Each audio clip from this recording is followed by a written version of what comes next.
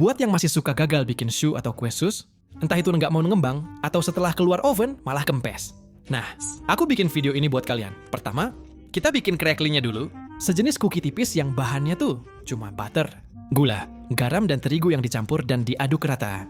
Kalau mau dikasih rasa dan warna, kalian boleh banget tambahin kayak misalnya cocoa powder, matcha powder, dan lain-lain. Next, pindahin ke atas. Baking paper atau plastik juga boleh. Dan akan kita roll sampai ketebalannya sekitar 2 mili.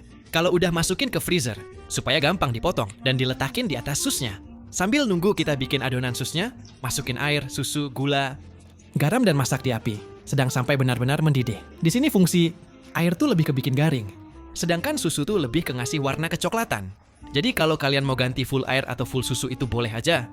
Tapi teksturnya jelas beda. Nah, kalau udah mendidih gini, matikan api. Langsung masukin terigu dan aduk sampai tercampur rata. Kalau udah masak, lagi di api kekecil. Sekitar 1 menit aja sampai kering. Sampai semua cairan udah terserap, matikan api, pindahin ke mangkok dan tunggu sampai benar-benar dingin. Next, adonan ini akan kita campur dengan telur.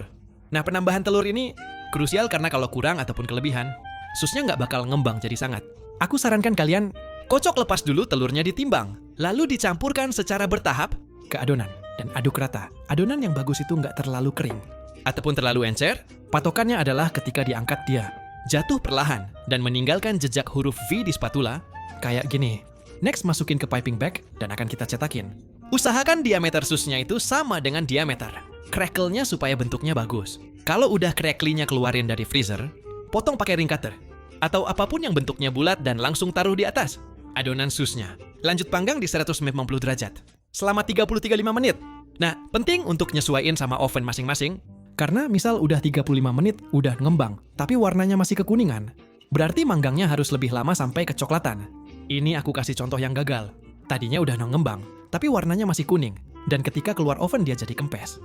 Terakhir tips tambahan, kalau mau lebih garing, ya kalian bisa tusukin bawahnya dan dipanggang lagi di 180 derajat selama 5-10 menit, dan udah tinggal tunggu dingin baru bisa diisi dengan krim apapun yang kalian suka. Cobain deh.